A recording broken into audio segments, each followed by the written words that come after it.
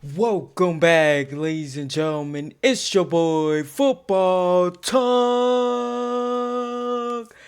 And today, your boy is back at it again with another reaction. Today, we got a massive college football 27 update. 150 plus changes? What? Huh? Okay, Eric Rayweather is working overtime. We just reacted earlier today to the Madden 27, the all new entrance that they had for pretty much all the teams. That was super exciting to see. And now we on college football. I think this is their first major update. I think this is the first big update. So cannot wait to see what's going on in this. Without further ado, let's jump right into it. Oh, before we jump into this, make sure you give your boy a huge like on this video and go ahead and subscribe to your boy's channel if you're not already subscribed. Let's go.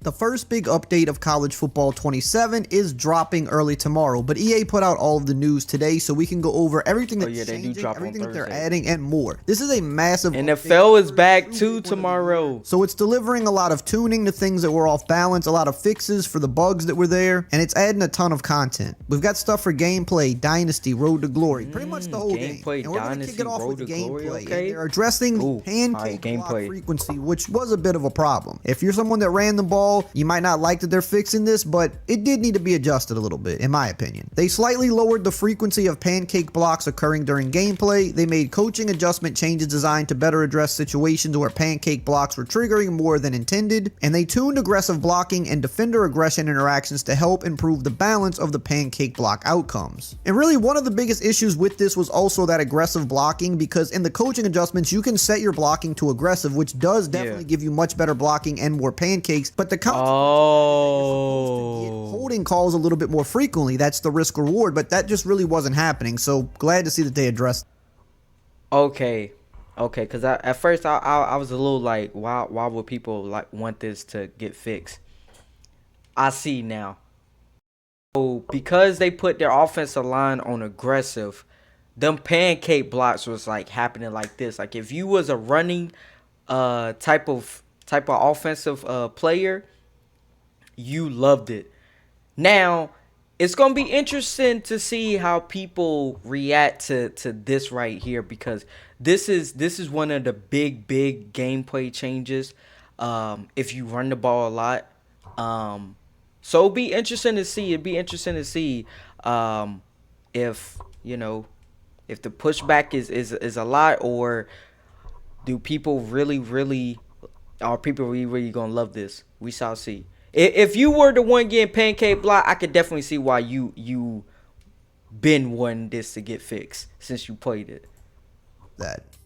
Now, they also made some blocking improvements across the board. They improved blocking logic for targeting and assignment execution. They improved receiver versus defensive back block outcomes so dominant wins occur at a more balanced rate and feel more situational. They improved the backfield blocker behavior on chip and release assignments. They fixed an issue where chip and release blockers could take poor initial angles. Improved pass blocker depth on quick pass protection. Fixed an issue where certain tackle over adjustments could create unrealistic interior rush lanes. And improved play action pass protection so blockers drop back to a more appropriate depth. Next up, we've got some pass rush and defensive front improvements. They improved the stunt logic and functionality. Defensive front. They fixed multiple issues where pirate stunts could cause pass protection to leave rushers untargeted. They improved defensive tackle loop behavior on stunts to reduce collision and spacing issues. They improved the defender's ability to shed blocks in the proper run fit direction, and they also improved run block double team shed triggers for defenders. And really, the thing I'm curious about with that is, will this affect the different stunts in the run game, like the Texas 4-man or the El Paso 4-man, which were good run stopping fits? I don't think it will, but it's something to check out.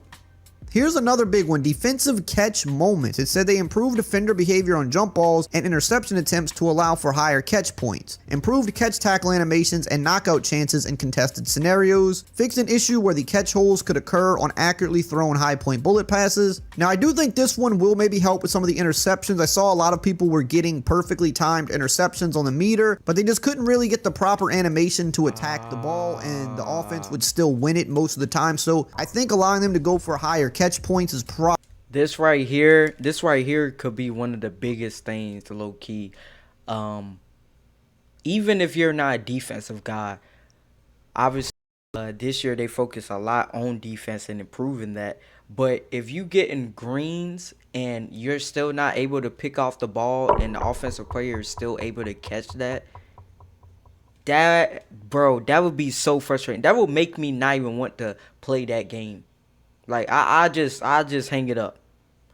You know, like if I'm getting perfect greens and I'm not getting that animation, or my guy is not being able to catch, you know, and we've seen this before. And last year they had a problem with, you know, not being able to intercept the ball. That was one of the big things that, you know, they did improve. But I have seen, you know, just going around communities and stuff, that people still had a hard time in 26, you know, getting the interceptions, especially when they clicked on to that defender. So hopefully this one will really improve it. It sounds good, but just like everything, we got to see how it is in you know, in our hands, because it can sound like it's fixed, but then something else could get broken. So probably going to address that. Now, we also have coverage and defensive logic changes. I'll pop them up on the screen if you want to read them. This is kind of a mouthful, but basically what a lot of these different bullet points are just different things they did to fix cover 3 match. Cover 3 match was having problems with certain things, so it looks like they kind of addressed most of that here if you're a cover 3 match type of guy. We also have some coaching adjustment changes. They fixed an issue where the untarget defender was not working correctly when showing blitz. The untarget user defender coaching adjustment will no longer work on run plays, which is actually really good because you don't want to untarget the user on a run play, only on pass plays. They also fixed an issue where users had no way to scroll by subsection when creating a custom adjustment. And they fixed an issue where CPU zone strategy changes could be revealed to the offense after an audible. I actually did not know about that, but that's crazy. And here's some other general gameplay fixes I'm popping up on the screen. Most of these are kind of just some little random things that you probably haven't even seen, but a few notable ones. They fixed formation shift issues where personnel could be manipulated to get 4 or 5 receivers into heavy sets. Fixed an issue where the first team in the third overtime series could be placed at the 33-yard line instead of the 3-yard line, which is pretty crazy. But the biggest one here, they fixed an issue in online player friend which caused unintended stiff arm behavior. So if you're more of like a pro level player, competitive player, or you just like playing head to head versus friends, there was a stiff arm glitch in there where you could just maul people with stiff arms. So you could you could just spam people. Wait. So online, like competitive, you could just Derrick Henry everybody. Oh my god. I know there was a lot of broken controllers during this. I just know, I can see it right now, bro. Imagine you like, oh, I got this running back. You got the perfect defense for this run, and he just stiffs arm your defense alignment like he ain't nothing. Stiff arms everyone and then goes to the house. Oh my! Imagine losing a game like that. Imagine final play. You got everything. Your defense is perfect, and then next thing you know, good old stiff arm Joey. Boom, bitch. Boom, bitch. Boom, bitch. Boom, bitch. Boom, bitch. That's a touchdown. Bruh. I ain't gonna... Yeah.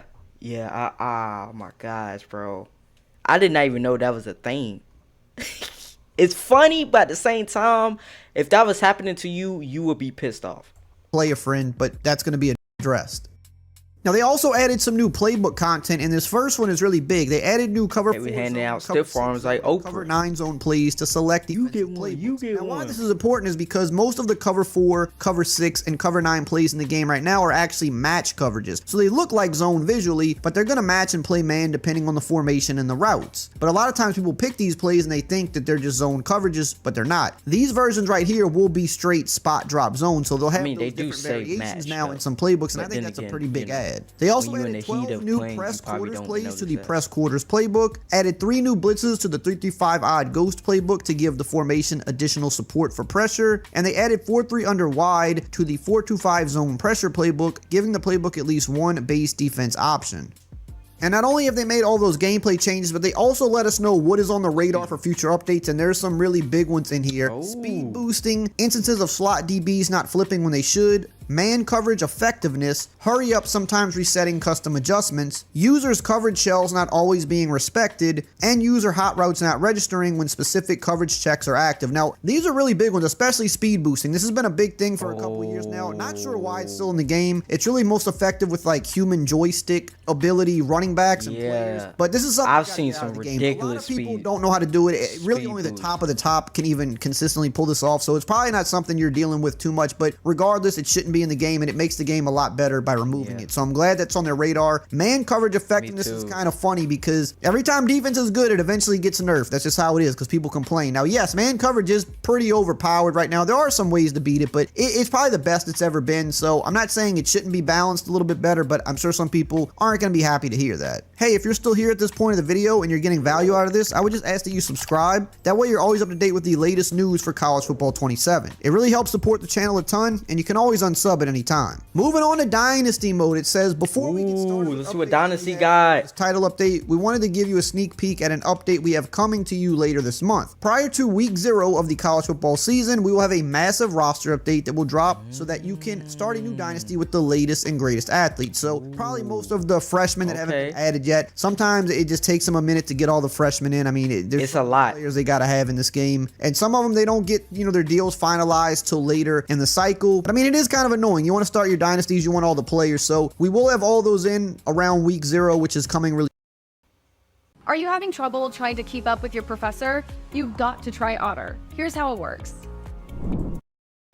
Really soon, but in terms of what's coming in this Dynasty update, they've done some Dynasty blueprint changes. As you can see here, I'm popping them up on the screen, and there's some really important ones here. They added a new week summary screen at the end of season recap showing your new budget and any changes year over year. They added NIL to the reason for leaving column within players leaving. They fixed an issue where CPU teams are purchasing equipment other than what is preset at the league creation during the first year. They fixed an issue where increased facility longevity equipment was not properly increasing the lifespan of the 4-week equipment. And when offering NIL to a recruit and offering Dynasty points to a coordinator, you can now press the right stick to the right to offer maximum amount and right stick to the left to offer the minimum amount. And they also did some AD expectation changes, which I'm also popping up on the screen here. I don't know if any of these were anything too crazy. Sounds like they just added some new animations and new goals. They did fix an issue where goals to upgrade your facility level were not being evaluated at the correct time. They also updated Central Michigan rivalry goal to be Western Michigan. They also made some coaching carousel changes here. They rebalanced coach firing logic to prevent the first-year head coaches from being fired and making it more difficult for high-prestige coaches. Wait, you could get fired your first year? They adjusted coach retirement logic to increase target retirement age. Fixed an issue where you could not edit all. You got 1 year to turn this around. Offers. Fixed an issue where you could not make offers to coordinators when you were previously a coordinator and you just accepted a head coaching job. They also added new columns to the coordinator hiring screen: archetype, prestige, pipeline, and level. They also were adding some new coaches into the game as well, which is nice. They're adding Coastal Carolina's offensive and defensive coordinators. Okay. I like that. This is head coach, added more coaches, coordinator, and defensive coordinator, and also Southern Miss's head coach and defensive coordinator. This specific one right here says a new Dynasty is required to have the coaches included in your game. So if you're worried about these specific coaches getting included, you would have to restart your Dynasty. But all the other changes looks like they put the camera down just a little bit. It will be active in your already ongoing dynasties.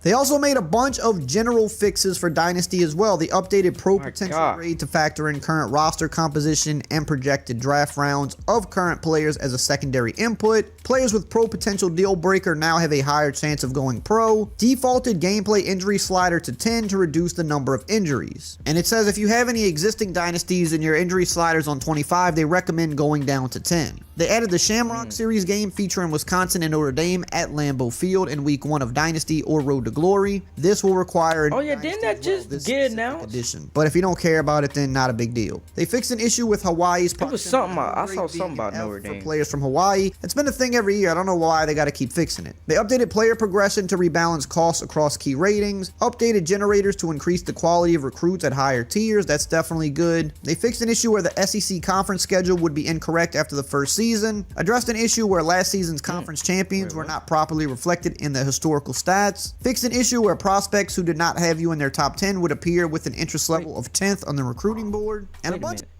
Wait a minute. Fix an issue where the SEC conference schedule will be incorrect after the first season.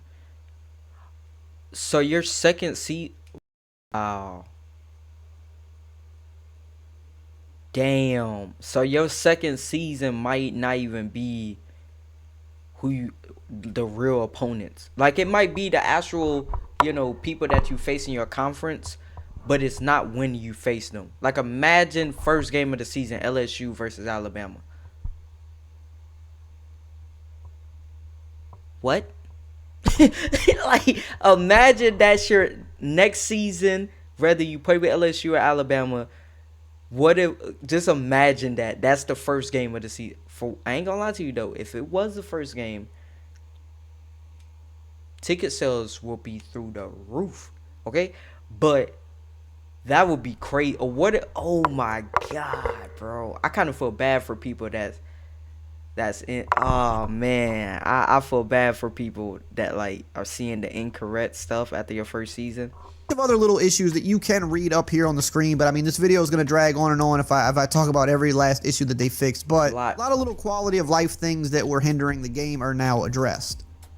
They're also addressing some team builder stuff here. It says, we're aware of an issue impacting some players' ability to update team builder teams between dynasty seasons, which is massive because that was a big selling point for the game for a lot of people, and that has not worked. It also says that they've identified unsupported team builder assets and teams exceeding the supported uniform limit as factors that can prevent created teams from updating correctly and affect players who download them. Team builder is designed around specific asset and uniform limits to support reliable performance across the web experience and in-game. Teams that exceeded those limits can require additional memory and processing, which may contribute to slower performance, failed updates, and stability issues for creators and players who download them. So they're currently testing a fix to improve team builder and dynasty stability. Once released, unsupported fonts and textures may be removed from effective teams, and up to 5 uniform combinations will be available in game. Moving on to Road to Glory, draft projection and legacy score. There's a new legacy score and draft projection screen. They fixed an issue where draft projection could drop unexpectedly after transferring, updated the projected legacy score line to better reflect projections, fixed an issue where your legacy score could reset to 0 after your first game played if you were a bench player, and they added a new season action item to take you to the draft projection and legacy screen during the end of season recap. So I know there was definitely some problems with that, especially your draft projection going down even after having good games, so I'm guessing that stuff will be addressed. They also addressed some transfer portal issues, especially the main one where the user would be unable to transfer their senior season. That was massive. They fixed an issue in the transfer portal where you couldn't transfer your senior season? Committed to coming out of high school. Fixed an issue where scholarship bonuses would not be applied if you stayed on your current team after the first season. And they added new recruiting scenarios with coaches when you enter the transfer portal. Blur video? Even on your 4K screen? One click and TubeHance sets the highest quality. Always. Hit add to Chrome and get TubeHance for free. Crystal clear video. Every time. TubeHance. They also made some other general fixes here, which I'm popping up on the screen. One of the bigger ones here is they updated cap breaker progression by removing certain single game achievement triggers that were awarding cap breakers more frequently than intended. Cap breakers will continue to be earned through season and career milestones, awards, and sustained performance. This update is in response to a small segment of players exploiting single game achievements. I'm sure that's going to go over well with people, but let's see. Yeah. Now there's a bunch of other stuff that was added. Sights and sounds, new crowd themes, mascots, traditions, and more that we're going to get into. But there was also kind of a big addition here for Ultimate Team. Now, if you're not an Ultimate Team player, I know a lot of people that view my videos aren't. You can just skip ahead. But for those that do play Ultimate Team, they did add something pretty big here with the addition of Evos. This is something that was a new addition coming to Madden. We're building their roster. Moving on to the sights and sounds. Now, with a lot of the stuff sights and sounds, okay. Tomorrow showing off a lot of this new stuff in game, but I still want to let you know what's coming. They've added Lambeau Field, which we already kind of talked about earlier as part of Dynasty and Road to Glory. They're adding a bunch of new crowd themes, which I'm popping up here on the screen. Jesus. They already added a bunch of new ones when the game launched, and they also gave us the ability to select them for each game. So now the fact that they're adding even more just gives us more customization options, and there's some cool ones in here, like the Clemson and helmet stripe. The black and gold stripe out for Colorado. The Mississippi State blackout. We've got dark mode for Tennessee. We've got the cold rush for West dark mode. Virginia. Ooh, I gotta see that dark mode Turquoise for out Tennessee. for Florida State. The gold out for Vanderbilt, and much more. We also got some new mascots coming. I mean, at this point, almost every mascot. We got new mascots. Let's go. At this point, but we're getting the Jacksonville State mascot, the Kent State mascot, the Georgia Southern mascot, Sam Houston State's mascot, and Troy's. And they'll all. Wait a minute. Wait a minute. Jackson? Is it Jax State? Home of the cocky? Now, right here, Kent State, Flash. Come on now. Gus. Georgia Southern. Sam Houston State. Okay. T Ward might got the best. I ain't gonna lie. T Ward got the best name. For Troy, T Ward got the best name. New tradition. Wait a minute. Hawaii turnover celebration. LSU. Excuse me. Basketball. Oh, we got the basketball dunk celebration. Yeah.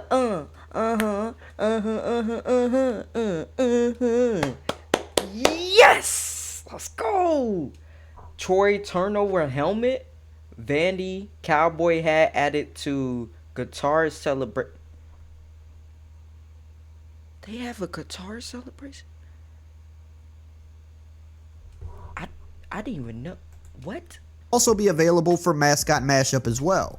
On top of that, we've got some new traditions being added. Hawaii's turnover celebration, LSU's basketball dunk celebration, Troy's turnover helmet, and Vanderbilt's cowboy hat added to the guitar celebration. We also got some new uniforms coming. The black Gothic new alternate uniforms. for Northwestern, the new Kelly Green alternate for Notre Dame, the new Shamrock series for Notre Dame, the new dark mode for Tennessee, and the new Shamrock series for Wisconsin. They're also adding some new uniform pieces for some other schools like Air Force's Fade alternate helmet, Iowa State's Punching Psy helmet, Virginia's Script helmet, and also under this there's a dev note that says we're continuing to add practice uniforms throughout the year. Schools part of the Big 12 will receive their practice uniforms in this update, and the ACC schools practice uniforms are currently planned for a future title update. They're also adding a bunch of new rivalry trophies, and I love seeing these in-game when teams are celebrating with them, because these are some of the most unique trophies you'll ever see. College football just, they do everything over the top, and I love it. So you can see up here on the screen, we've got a bunch of new trophies coming, like the Red Bird Trophy, the Textile Bowl Trophy, the Continental Cup, the oil can for Fresno State and San Diego State, the bell for Southern Miss and Tulane, and much more. They're also adding some more audio and commentary. There's crowd reactions and home field advantage improvements. The crowd chant volume will be increased, which I think is good. It seemed a little low at times. There's also new commentary additions from Holly Rowe, Joel Klatt, Reese Davis, David Pollack, and Jesse Palmer. And there's 2,500 new lines, including new rivalry content and player influence callouts, which is good because we know the commentary. Look, commentary's lacking in some areas. I think Holly Rowe and Joel Klatt actually do a pretty good job, but we can always use more. Again, make sure you subscribe because tomorrow I'm going to drop all of the in-game stuff and let you take a good look at it. And man, oh man, he was not lying. My gosh. It was so many things in this, bro. I don't even know this video. And then we're going to have more tomorrow where he actually shows off this stuff. Now, I like the new traditions and they added new uniforms. You know, they're fixing things and look, this seems all good. Hopefully it does go well and it doesn't break any other things. But we know a lot of times with these updates, they fix one thing and then something else breaks. But hopefully this update is good. Let me know in the comments section down below. What's your thoughts on this update, you know? And if you guys made it to the end, make sure you type pizza in the comments. Love you guys, and I will see you guys in the next reaction.